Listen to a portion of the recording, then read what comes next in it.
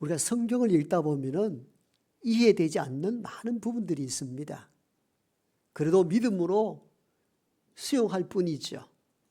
그 어떤 경우는 믿지 않는 분들도 여러 성경에 대해 질문을 할 때에 나름대로 변호하려고 애를 쓰긴 합니다만은 어떤 경우는 곤혹스러운 질문을 받을 때가 있죠. 그건 바로 오늘 본문에 나오는 예수님이 성령으로 잉태가 되었다는 것. 이런 경우는 참 무엇으로 설명을 해야 될지 곤혹스러울 때가 종종 있지요. 여러분 다시 생각을 이렇게 한번 해보세요. 이 과학시대에 마리아가 남자를 전혀 관계치 않고 어느 날 임신이 되었다가 생각을 해보았어요. 그런데 그게 하나님의 능력, 성령으로 만들어진 잉태라 이렇게 받아들이라는 것입니다. 굉장히 어려운 일들입니다. 우리가 이성적이거든요. 그래도 과학시대에 살다 보니까 과학을 어느 정도 안단 말이에요. 그런데 성령으로 잉태가 되었다. 쉽지 않는 문제입니다. 실제적으로 독실한 기독교인이며 신학을 전공하고 그것도 미국에서 유학 가서 박사학위까지 받아 국내에 들어와 모 대학 종교학 교수로 계셨던 분이 책을 낸 것이 있었는데 그 책 내용 가운데 한 페이지가 이 부분을 다루고 있습니다. 성령의 잉태설에 대하여 그가 고백하기를 내가 독실한 기독교인이고 성경이 하나님의 말씀으로 받지만도 이 부분만큼은 문자 그대로 받기가 어렵다고 정확하게 기록한 것을 제가 봤습니다. 무슨 내용이냐? 이 과학시대에 어떻게 남자 없이 마리아 혼자서 성령의 잉태로 아이를 가질 수 있느냐는 겁니다. 이걸 문자적으로 해석하고 문자로 해석하고 계속 주장하게 된다면 기독교가 오히려 이상한 종교 집단이 될 것 같아. 그러므로 저는 이걸 수용할 수 없다. 그럼 이 학자의 성령 잉태설은 어떻게 해석하는가를 계속 참조해 봤습니다.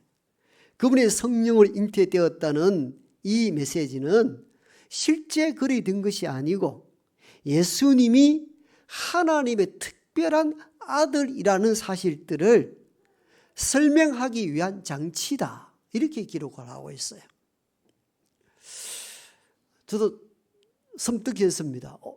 여러분 학자들이 어떤 이론을 펼칠 때에는 그냥 펼치지 않습니다. 무지막지하지 않습니다. 굉장히 논리적입니다. 이번에 논리도 보십시오. 성령의 잉태설이라는 것은 문자적으로 받아들이지 말고 특별하게 하나님 은총으로 보내어진 존재라 인식하면 해석이 편하다는 것입니다. 그렇게 되면 과학적으로 이성적으로 논쟁이 없어지고 이 메시지가 현대화될 수 있다는 것입니다. 한동안 혼란스러웠습니다. 제 자신도. 그런가? 그러면 여러 자료와 이 사람의 논문과 여러 가지 참고해 봤습니다. 그러면서 제 나름대로 반론을 펼치기 시작했습니다. 그러면은 성령의 잉태설이 과학적으로 이성적으로 해석하기가 곤란하기 때문에 그냥 하나님의 특별한 은혜로 해석한다면은 성경에 기록된 많은 기적들은 어떻게 해야 할까? 여러분 하나님은 천지를 창조하실 때에 말씀으로 창조하셨다 하셨습니다. 말씀으로 창조했을 때 어떻게 과학적으로 증명이 가능합니까? 이성으로 이해가 됩니까? 빛이 있으라 하시니 빛이 있었다. 어떻게 해석할 겁니까? 모세가 애굽에 지배받고 있는 내 백성 이스라엘 백성들을 이끌고 나왔는데 홍해 바다가 그들 앞에 가로막고 있습니다. 하나님이 지팡이를 들어 맹하라 했더니 바다가 쫙 갈라집니다. 어떻게 해석하시겠습니까? 광야 사막길로 나갔습니다. 먹을 것이 없습니다. 백성들이 먹을 것을 달라고 원성과 기도를 했을 때 하나님께서 하늘로부터 만나와 메추라기를 내려보내 주십니다. 그로 인하여 근 39년, 40년 가까이 광야 노중에서 먹고 삽니다. 어떻게 해석하시겠습니까? 신약 시대로 넘어옵니다. 예수님이 물 위로 막 걸어다닙니다. 어떻게 과학적으로 설명하시겠습니까? 죽은 자를 살려냅니다. 자신은 저 십자가에 못 박혀 죽고 3일 만에 다시 부활합니다. 과학적으로, 이성적으로 어떻게 해석할 것입니까? 만약에 성령 잉태설을 믿지 못한다면 앞에 있는 창조라든가 물 위로 걷는 사건이라든가 부활 사건 다 빼야 되죠. 그런데 왜 성령 잉태설만 믿지 못하겠다는 겁니까? 여러분, 세상은 21세기 첨단 과학 시대입니다. 과학이 규명하지 못한 것이 없을 정도로 굉장히 발달했습니다마는 그래도 과학이 아직도 해소하지 못한 것이 수없이 많이 남아 있습니다. 2019년도 미국 잡지 비즈니스 인사이드에 나온 논문 가운데 하나가 과학이 풀지 못한 9가지 미스테리라는 글이 실렸습니다. 22세기 첨단 과학 시대를 살아가는데 아직도 풀지 못한 미스테리가 아직 남아있는데, 물론 9가지겠습니까? 수없이 많은데 9가지만 핵심적으로 정리한 내용들입니다. 아주 놀라운 어마어마한 어떤 비밀을 파헤치기 위하여 어려워서 아직 미스테리가 남아있는가 하면 꼭 그렇지 않아요. 그 가운데 몇 가지만 소개합니다. 아직까지 과학이 풀지 못한 9가지 미스테리 가운데 3가지만 소개합니다. 첫 번째는 사람이 왜 하품을 하는가 알지 못한다는 겁니다. 우주를 개발하고 우주를 탐구하는 과학이 사람이 왜 하품하는지를 규명하지 못한다는 겁니다. 과학자들은 하품이 뇌 활동과 관련되어 있다고는 주장합니다. 하품을 하게 되면 체온이 조절되고 격렬해진 뇌 활동이 진정되기도 한다고 합니다. 그런데 왜 하품할 때에 뇌 활동이 진정이 되고 체온이 조절되는지 생물학적으로 증거를 제시하지 못했다고 합니다.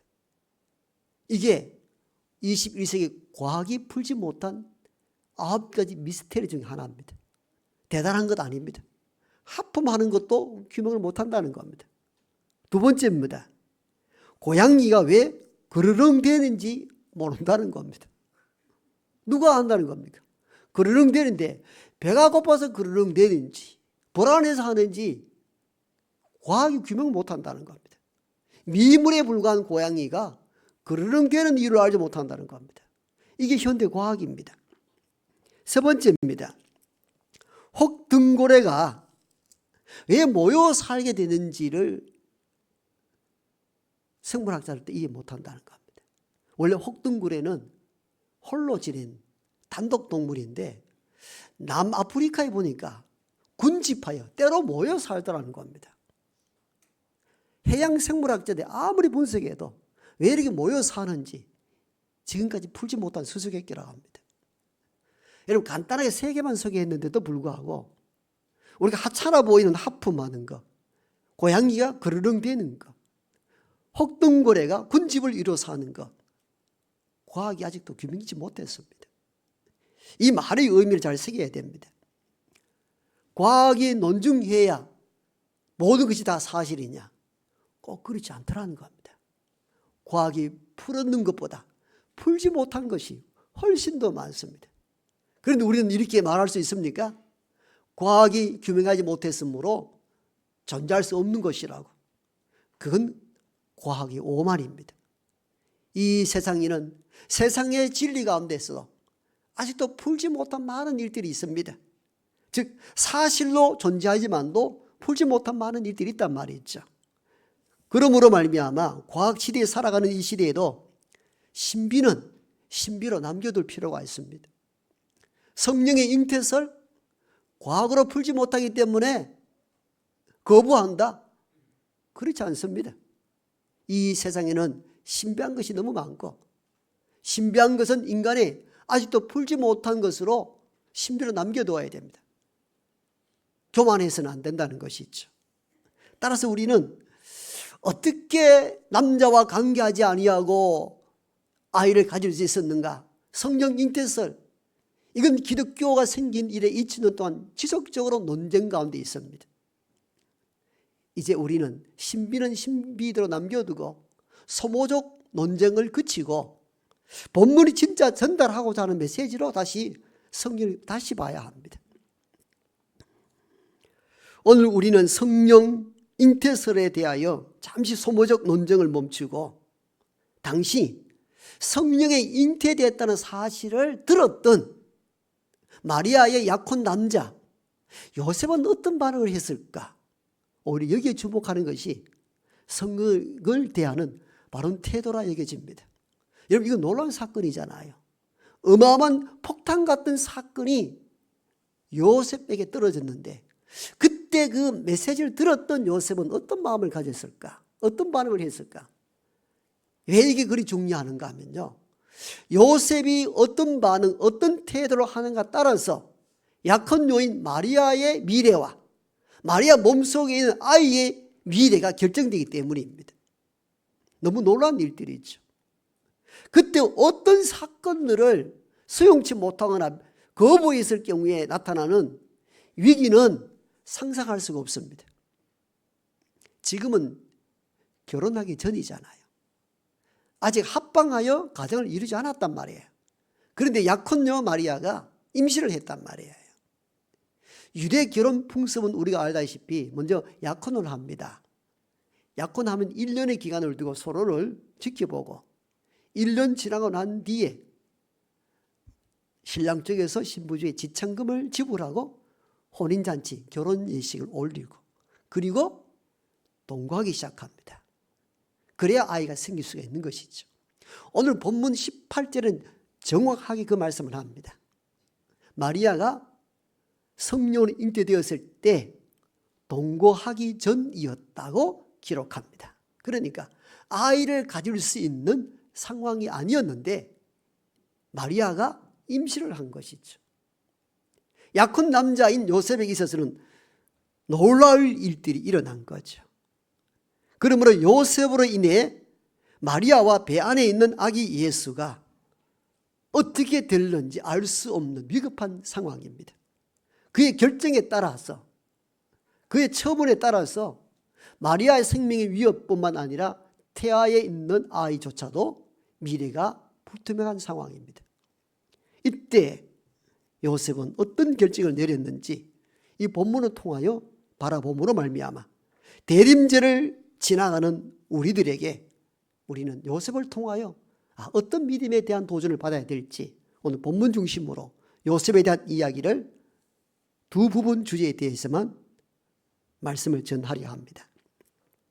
첫 번째, 이 엄청난 이 놀란 일을 목격하고 난 뒤에 요셉은 조용히 이 문제를 해결하려 했다는 겁니다. 그게 19절입니다. 18절은 성령으로, 즉 마리아 약혼녀 마리아가 임신했다는 사실에 대한 이야기를 하고 19절은 이 사실을 알게 되었을 때에 요셉의 첫 번째 태도입니다. 19절 보니까 가만히 끊고자 하여, 가만히 끊고자 했다는 거죠. 가만히는 비밀스럽게 아무도 모르게 홀로 이런 뜻을 가지고 있습니다. 끊고자 했다는 이 의미는 노예나 죄인들을 자유롭게 해준다는 뜻을 가지고 있습니다. 그러니까 이 엄청난 소식을 접하고 난 뒤에 요셉의 첫 번째 반응은 가족들도 모르게 홀로 비밀스럽게 자연스럽게 마리아를 자유롭게 해주겠다는 생각을 가졌다는 겁니다. 이런 요셉의 생각들로 인해서 마리아와 태아가 보호를 받게 됩니다. 여러분, 만약에 이 일을 가족이나 누구에게 들추어서 소문을 내고 이를 어떻게 할까 공개하였더라면 마리아의 생존에 상당한 위험이 찾아왔을 것이고 동시에 배 안에 있는 태아 아기 예수도 위험에 처했을 것입니다. 드러내어 떠들고 다녔다면 살아남기가 어려울 것입니다. 그런데 요셉은 이 일에 대하여 가만히 비밀스럽게 이 문제를 자유롭게 해결하려 했다는 것이 요셉의 첫 번째 반응이었습니다. 여러분, 요즘 세상은 어떻습니까? 우리가 엄청난 사건에 접해지면은 이건 폭로될 수밖에 없습니다. 그냥 둘 수 없는 것이죠. 세상의 가치와 흐름은 항상 그렇습니다. 물론 불법이나 불의가 드러나야 되고 잘못과 헛물이 드러나야 되는 것이 공의로운 세상이 맞습니다. 아직 요셉은 성령으로 잉태되었다는 사실 자체를 모르고 있었던 요셉에게 있어서 야콘녀가 임신하여 왔다는 것은 상상할 수는 없는 어려움인데 그걸 조용히 해결하려 했다는 것은 정말 신비롭고 놀라운 일들입니다. 오늘날 세상을 바라보십시오. 과거 10수년에 했던 일들도 다 드러냅니다. 그래서 우리가 참 올바르게 어릴 때부터 살아야 된다는 것을 깨닫게 되잖아요. 모 영화배우는 수십 년 전에 손년 때에 했던 그 손년범이라 하여서 지금 야단나서 하차하고, 어떤 코미디언은 조폭과 연루됐다는 소문 때문에 방송에서 하차하기도 하잖아요. 그래서 우리가 잘 살아야 되는 이유도 있는데 어떻든 세상의 흐름과 가치는 그렇습니다. 과거 10수년의 허물과 죄도 들추어냅니다. 그런데 현재 어마어마한 이런 사건이 일어났을 때에 요셉처럼 할 수 있을까? 굉장히 고민이 되고 큰 도전이 됩니다. 놀랍게도 요셉은 성령으로 잉태됐다는 사실들을 깨닫지 못할 때에도 그는 조용하게 비밀스럽게 이 일을 해결하고자 했다는 것입니다. 안산 제1교회에 목회하셨던 지금은 고인이 되신 고훈 목사님은 인품이나 목회 영역에 있어서 탁월한 분이십니다. 그분이 언젠가 책에 쓴 내용들인데 자기 아는 지인 목사님이 개척교회를 하시는데 개척교회 목사 얼마나 바쁩니까? 전도하고 기도하고 예배드리고 설교하고 어느 날 성도 집에 아주 오래된 중고차를 몰고 신방을 가다가 교차로에서 빨간 신호등을 금방 놓치고 직진하게 가다가 비싼 외제차 큰 접촉사고가 일어났습니다. 목사님 차는 완전 폐차가 되고 벤츠는 한쪽 문이 완전 다 떨어져 나갔습니다. 그래서 내려서 다친 데가 없느냐고 정중히 인사하고 제가 깜빡해서 신호를 놓쳤다고 모든 책임은 제가 지겠습니다 하고 명함을 하나 줬습니다. 그분도 알았다고 보험 처리하고 나중에 청구하겠다고. 근데 몇 달이 돼도 보험 청구서가 날아오지 않습니다. 어느 날 볼까 조그만 개척교회 앞에 중형차가 한 대 새 차가 배달되어 왔습니다. 내용은 이렇습니다. 저는 지난번 사고 때 만난 아무개입니다. 저는 큰 회사를 경영하고 있습니다. 가난한 목사님을 보고 더 마음이 아팠습니다. 주의 이름으로 자동차를 드립니다. 그리고 내 차는 내가 고쳤습니다. 이런 메모가 들어온 거예요. 알고 보니까 이분도 어느 교회에 집사님이셨던 것입니다. 목사가 신호등도 안 지키고 어떻게 그렇게 다닐 수 있느냐고 동네반에 떠들만한데 이 집사님 오히려 조용하게 이 모든 것을 다 덮어주고 오히려 그 가난한 목사에게 차를 한 대 선물한 내용을 안산제일교회 고은 목사님 글에서 올려놓았더라고요. 제가 이 글을 읽으면서 이 집사님은 목사보다도 훌륭한 인격을 가지신 분이시구나. 이걸 깨닫게 되었습니다.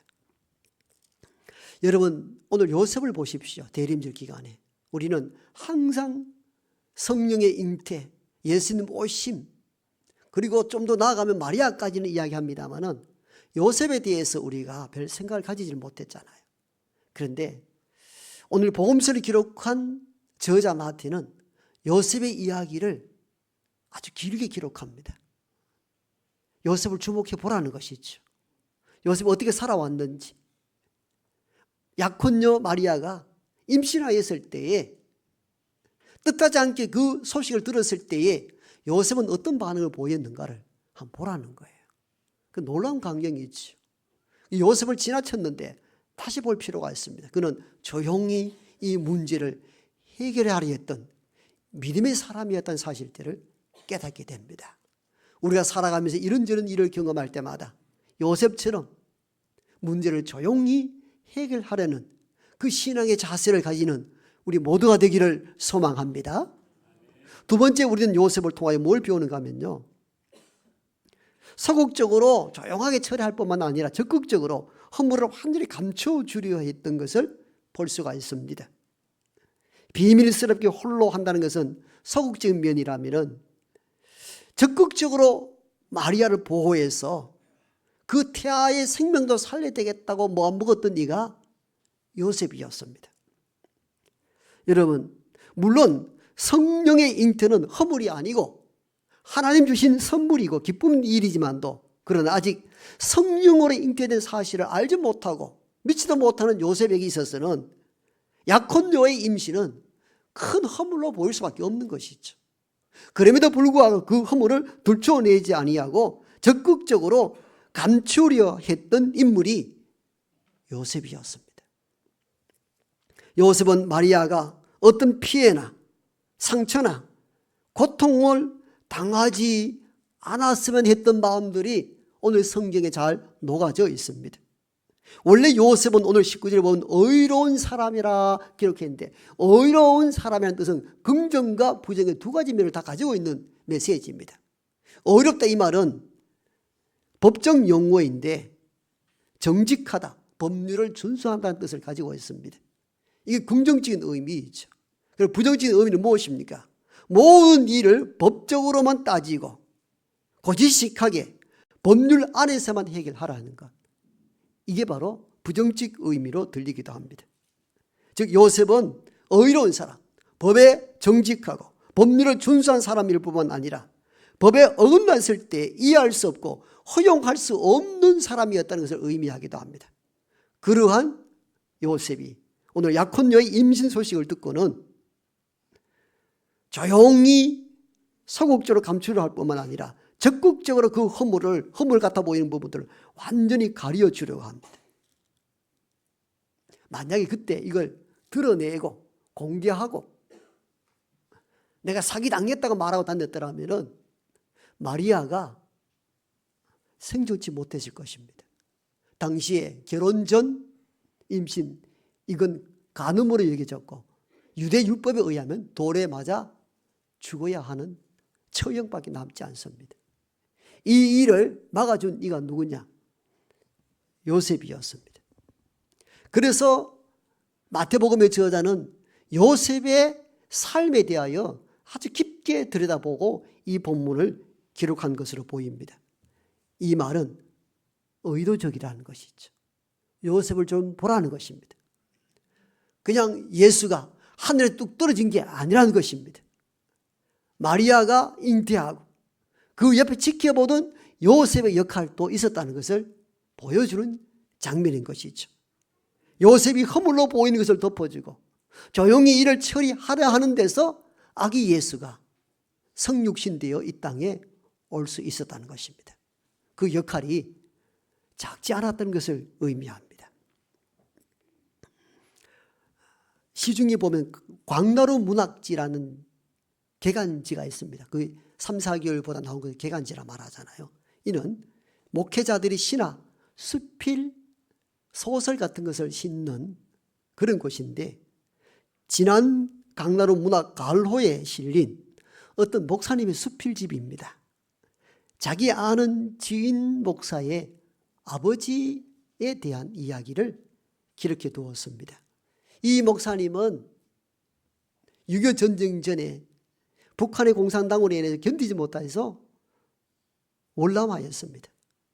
먼저 내려가서 교회를 돌아보고 안정이 되면은 아내와 자녀들을 데리고 올 생각으로 내려왔는데 38선이 그어져 버리고 왕래가 불가능해졌습니다. 곧 만날이야 예상했던 것들이 서울이 수십 년을 쑥 지나갔습니다. 홀로 지는 이 목사님은 교회와 주변에서 재혼하시라고, 가족이 만날 길이 없지 않느냐고. 아무리 설득을 하여도 북에 둔 아내와 자녀들을 잊을 수 없다며 홀로 독신으로 지냅니다. 그런 어느 날 동네 여인이 어린 아이를 안고 목사 사택에 아이를 주고 갑니다. 목사 아이를 가졌다는 것입니다. 이 일로 인하여 목사님은 교회에서 쫓겨나게 되고 노예에서는 목사 파면을 결정하게 됩니다.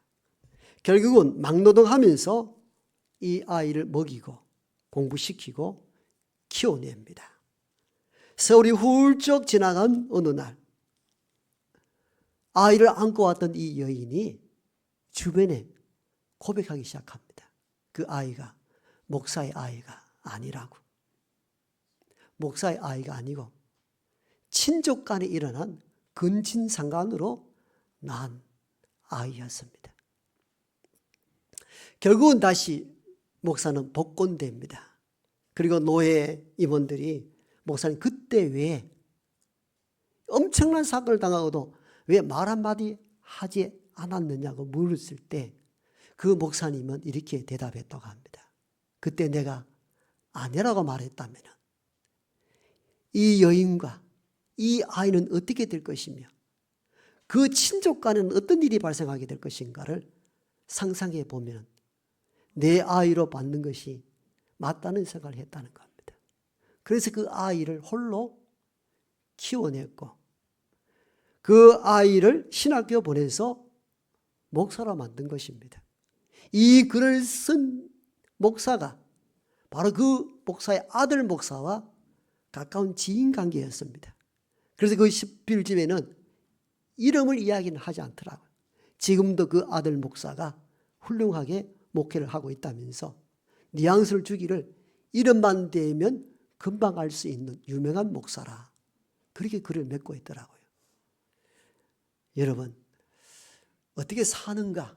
우리는 대림절 기간을 보내면서 저와 여러분 자신을 돌아볼 수 있어야 합니다. 성령으로 잉태된 것이 과학적으로 맞나 맞지 않느냐보다 그 성령이 잉태되었다는 사실들을 고지받았을 때에 약혼 남자였던 요셉은 어떻게 이 일들을 수용하고 받아들인가, 이 과정도 놓치지 말아야 합니다. 그래서 복음서의 저자는 요셉에 대한 이야기를 짧은 것 같지만도 세세하게 우리에게 전달해 주고 있습니다. 그가 이러한 상상할 수 없는 사건이 벌어졌을 때에 어떻게 반응했는가? 여러분, 저와 여러분들이 그 일을 마주했다면 어떻게 했을까요? 엄청난 사건이 벌어졌겠죠. 그렇죠? 그래서 요셉, 대단한 믿음의 사람이었구나 는 사실들을 깨닫게 됩니다. 하나님은 스스로 놀라운 일들을 홀로 하실 수 있는 분이십니다. 그런데 하나님은 때로 하나님 일하실 때에 사람을 통해 일하기도 하십니다. 여러분, 예수 그리스도가 하늘에서 뚝 떨어져 이 땅에 온 건 아니잖아요. 마리아의 몸을 빌렸고 약혼 남자였던 요셉의 배려와 조용히 처리하려 했던 그 마음이 합해져서 육신으로 이 땅에 오신 것입니다. 우리는 이 부분을 놓치지 말아야 됩니다. 그래서 하나님은 하나님이 일하실 때에 홀로 스스로 결정하여 스스로 하시기도 하시지만도 하나님 많은 역사의 일들을 사람을 통하여 일하기도 하신다는 겁니다. 그게 성육신 사건의 핵심입니다. 마리아의 넉넉한 몸과 그리고 요셉의 조용히 처리하고자 하는 그 마음들이 합함으로 하늘의 아들이 땅의 아들로 오시게 된 사건들입니다. 그러면서 대림절 보내면서 그럼 오늘을 살아가는 우리는 어떻게 살아야 할 것인가에 대한 답을 얻게 됩니다. 그렇구나. 요셉처럼 그만큼은 아니지만도 그래도 이런 모습으로 살아가려고 부단히 신앙의 수련을 경주해야 합니다. 그렇구나. 이게 사람 사는 것이며 이게 믿음으로 사는 도리이구나. 남편과 아내 사이에도 흉과 허물이 보일 때에 자식들에 떨고 친척들에게 오픈하여 서로를 죽이는 것이 아니라 조용히 비밀스럽게 하여서 서로의 생명을 살리는 거룩한 일에 쓰임받는 우리 모두가 되기를 소망합니다.